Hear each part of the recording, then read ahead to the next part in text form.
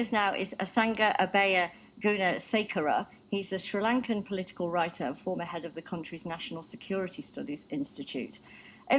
Thank you for coming on the programme. Explain to us then how this shorter working week will work. Yeah, thank you for having me.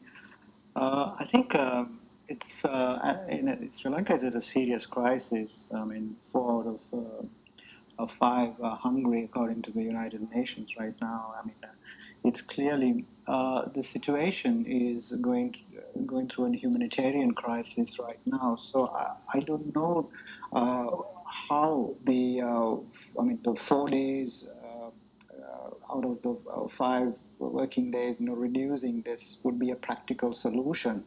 Because how has it been received by people? Well, I think the protesters are, of course, not happy. The general public is talking. I mean, they want more sort of a macro level adjustments than this sort of adjustment to. I mean, telling them to grow vegetables on a day, taking a day off, would not. I don't see how it could contribute to the saving from the transportation cost or the fuel cost, because what the IMF and everybody is requiring is macro level adjustments. So this would, I think, further exacerbate or create a much more a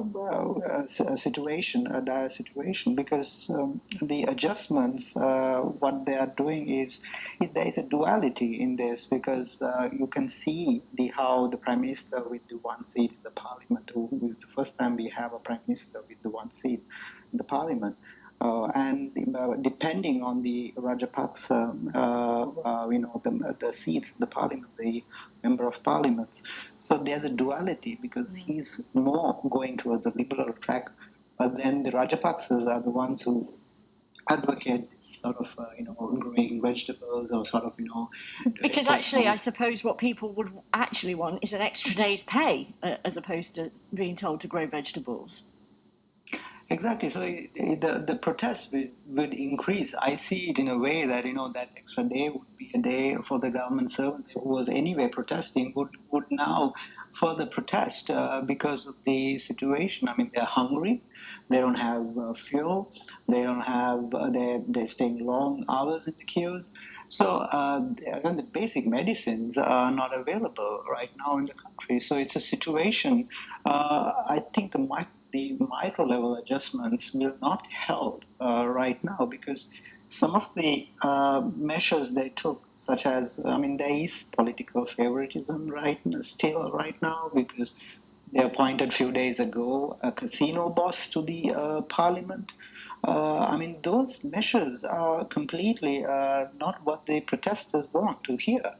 So I was going to say some economists have called for sort of, you talked about the kind of micro and the macro, looking at wider reforms, maybe in tax policy, might be something that the government should be looking at, do you think?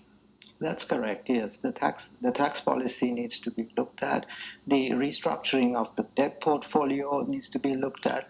So the macro level adjustments is what is required right now. So this sort of, giving 1 day off, as well as 5-year no-pay leave. And that's, they're giving another thing, which is a 5-year no-pay leave to government sector officers who wish to go abroad. And I don't think... It feels like they're clutching at straws here. Exactly. So what is required is more sort of a holistic, macro level adjustment than this sort of, the micro adjustments, which will, the situation right now is there's no, 4 out of 5 are hungry, which is about 22% of the population, according to the UN. So it's a serious crisis. So if you don't bring in the macro level adjustments and bring in this, giving 1 day to grow vegetables, it is similar to a few months ago they tried to introduce cycling as a solution for instead of filling your car. Asanga, we will have to leave it there. Thank you very much for coming on and explaining that to us. Thank you so much. Thank you. Now,